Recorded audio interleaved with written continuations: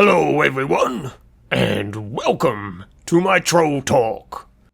Easy, Trolls, easy. they kill 'em with fire. Yeah, I know, trolls are a bit of a joke. What with their big noses and their pot bellies and being all hunched up hiding under bridges. It's hard to take them seriously. How are these big old brutes gonna catch anything? But there's a new breed out there, growing into something fierce out in the swamp. You lot need to pay attention, 'cause these ones are terrifying and will give you all sorts of trouble. And to set the mood and give you an idea of what we're dealing with, we're going to talk to an adventurer who saw these things and lived to tell the tale. Then we're going to talk to Matt, and he'll tell us the 3 things you need to create fear in your creature encounters, while he draws this gruesome fella. Then we're going to look at the design of the swamp trolls and what makes them so fearsome, from their natural weapons to their cunning tactics, and then their stat blocks. Yeah, so to set the scene, let's hear from Dunks, a mercenary that met the troll twins out in the swamp. Yeah, I'll tell you about it. Might serve as a warning to others and pay tribute to those we left behind. So, we had pushed fairly far into the swamp and we were doing pretty well, had found our way through the husk, and we were now in the old swamp. Our crew was a bunch of vets and we were well prepared. We had wards against the misery and carried a fair bit of power between us. We were doing good. Then we crossed some sort of line. Hard to say what it was exactly. The old swamp is a nasty place at the best of times, and that misery, even with our wards, hangs over you like a wet cloak, but the feeling did change. The swamp went quiet for a start. No more screeching lizards or grunts from the big crocs, just silence, except for the sloshing of our boots through the mud. This went on for an hour. Unnerving it was, but then the voices started, and we kinda wished to have the quiet part back real quick.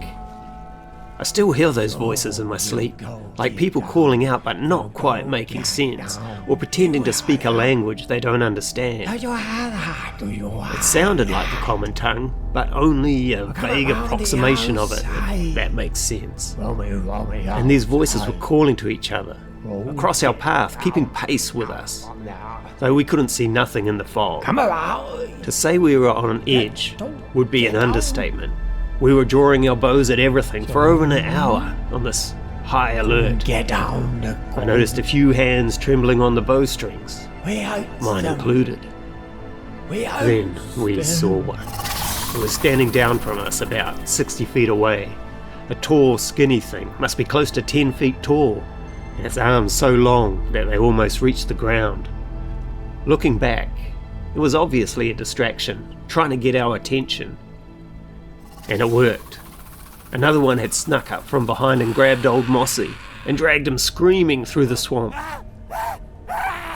Mace was the fastest of us, bless him, and was in pursuit before the rest of us turned.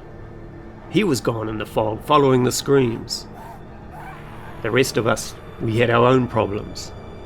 There was the big one still in front, but when we turned, the bastard was gone, probably off to join his mate. So next plan was to follow the screams, right? But the screams, they were all around us, mimicking Mossy. We couldn't tell what was the real one and what were fake. So what to do, split up in the fog? No, we just hunkered down and listened to Mossy scream all around us. We never heard from Mace after that. No doubt they got him too, probably lured him deeper into their hunting grounds with our voices. Poor brave bastard.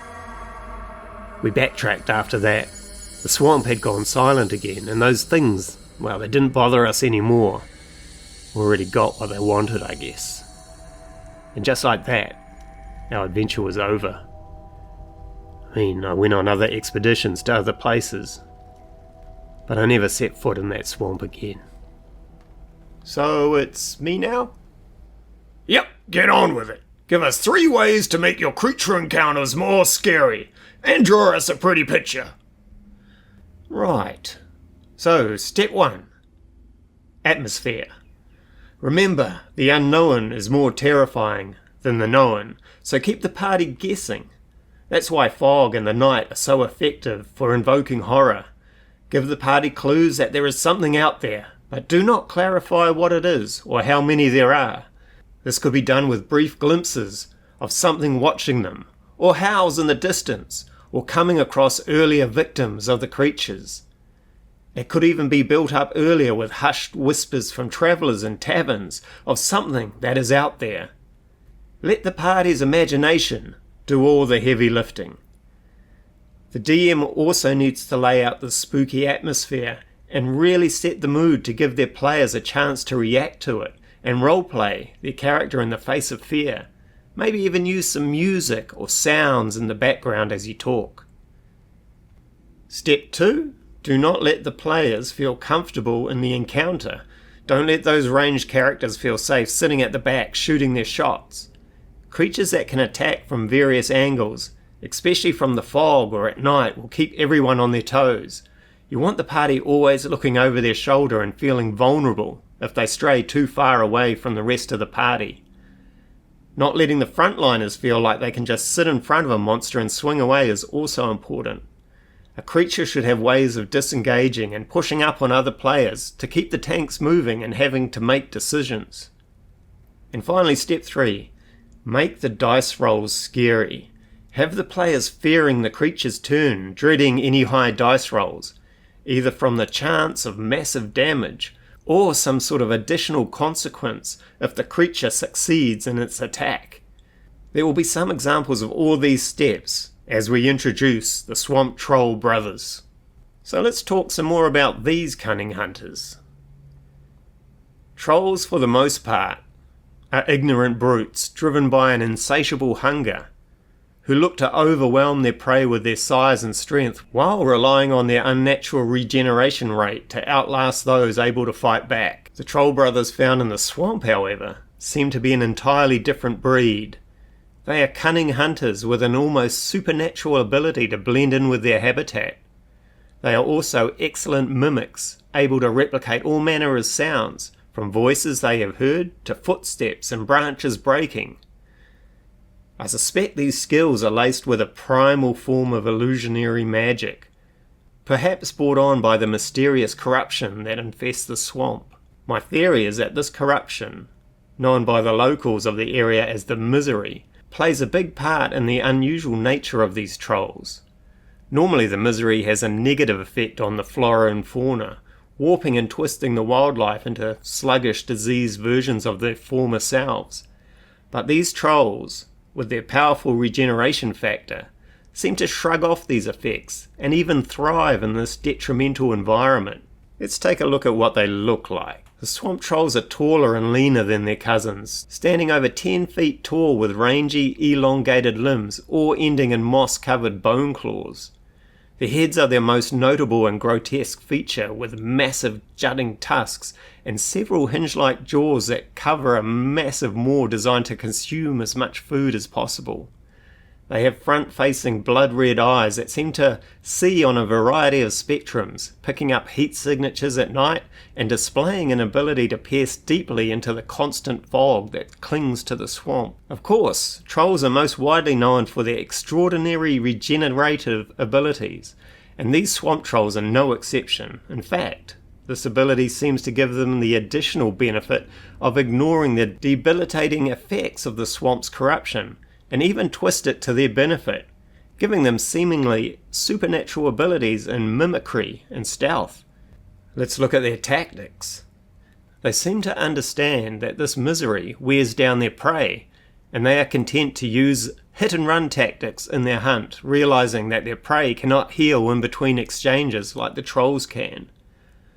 They do not seem to fear formidable adventuring parties either when stalking them in the swamp. They will follow them for hours, using mimicry to disorientate the party while keeping their distance, knowing that if the adventurers do try pursue them, then they can start to separate the group, especially by using their own voices and calls against them. They will also engage the group at different angles, looking to wear the party down with hit-and-run tactics, again tempting the adventurers to pursue. Where the trolls work together to isolate the weakest adventurers from the pack, often displaying high levels of cunning, with one acting as a distraction while the other circles behind to grab those lagging behind. They will attempt to drag these victims out into the swamp, often feeding on them while they run, happy to be pursued and potentially splitting the party. We also cover off the lair found in the swamp. And when they are not roaming, they do live in a large cave network with 2 entrances, chosen, I suspect, for its twisting turns, where a troll can potentially lie in wait in every corner, healing up if the party is reluctant to pursue. They can also flee from one of its entrances when sorely pressed, keeping with their innate aversion to being trapped or pinned down. This cave network lies in the centre of their territory, a territory easily recognised by its lack of game, scoured clean by the ravenous predators, who often must roam far to feed. And so finally, let's look at the foul creature's stat blocks and how they operate in combat.